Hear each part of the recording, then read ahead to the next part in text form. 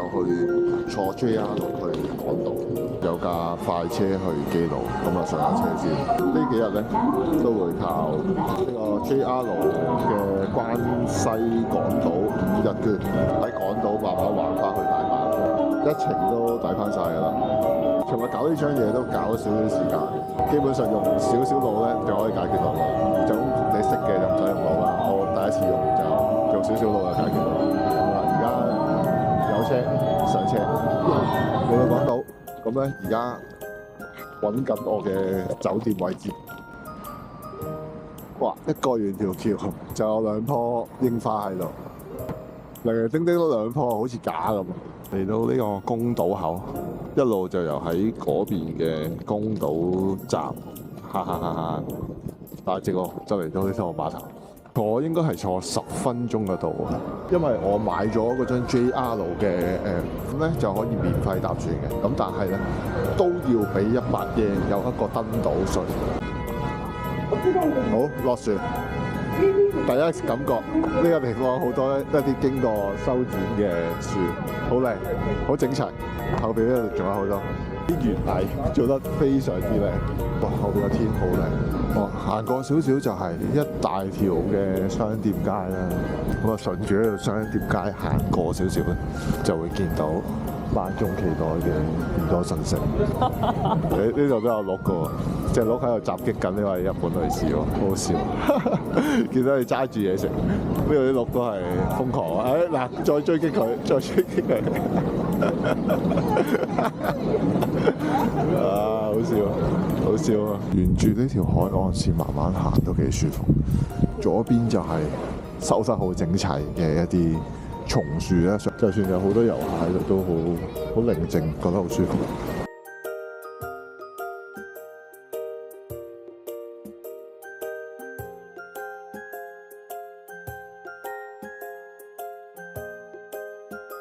好，而家行到好近呢個位置啊，行多一步都跌落去啦，都好犀利喎！如果係退潮都退好多，由嗰度一路應該係退，係啦，退到可以行到去下邊，可以近睇應該好大個，好更加宏偉嘅。而家遠睇都覺得好有氣勢，好正。有啲人撐獨木舟喺下邊影相。正式入嚟呢個嚴島神社嘅主殿，盛惠300蚊一位。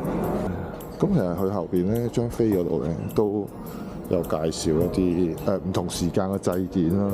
不過我今次撞唔到，3月17號都走咗。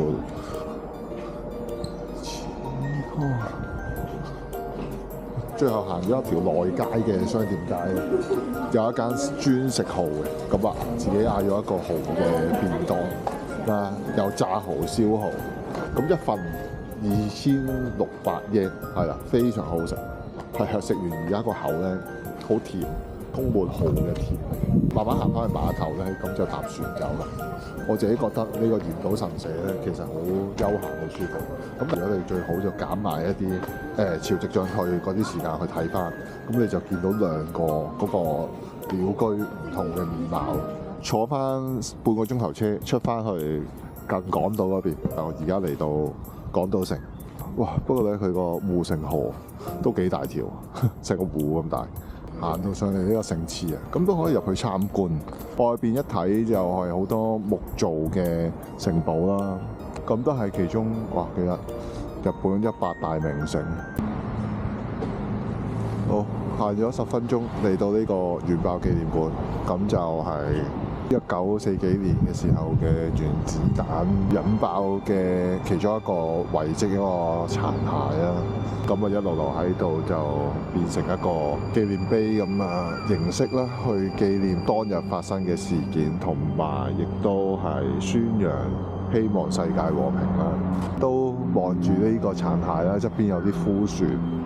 咁其實咧前面仲有一個慰靈嘅好大個石碑啦，咁其實都有少少即係笑唔出嘅，係啦，亦都可以感受下嗰個威力啦，帶嚟戰爭帶嚟嘅恐怖啦。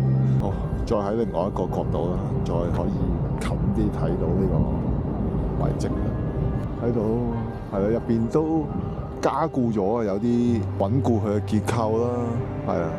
咁如果唔係咧，都係隨時諗唔落。我自己覺得咧，係你要自己親身嚟睇，你有自己會有好多感受，有好多反思喺背後嘅。咁啊，呢啲要真係自己嚟睇，睇相冇乜感覺。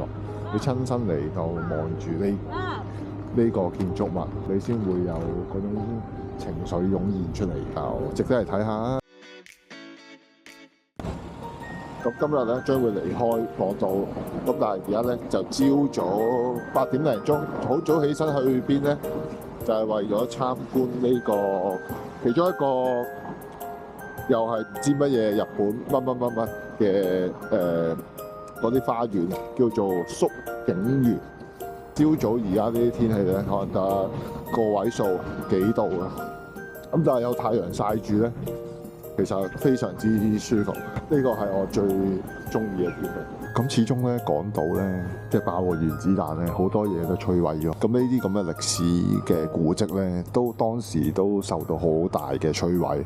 咁之後即係經過幾十年間去修復翻啦。咁啊，呢個就係講緊佢以前明治27年1894年嘅時候啊，入邊嘅樣大概係咁樣啦。好正，嗰邊有呢個日本嘅新人係拍呢個婚紗照，係咁呢度就亭台樓閣啦，有山有水有橋啦，好禪啊，有嗰種日本人嘅對園藝啊嘅一啲美學啊，咁都可以喺呢度感受到。啲樹好有齊輯輯嘅，置身喺呢個環境咧，其實你會好寫意。哇！俾你睇呢度啲魚幾咁肥美，好食好住喺度，超大隻。咁啊，而家行咗個對面岸啦，望翻個對面又有另外一個風景，係舒服啊！呢個環境令到好寧靜，令到我心情好平復。咁咧，仲有半個圈度咧，咁啊行埋去啦，咁就會離開呢一度啦。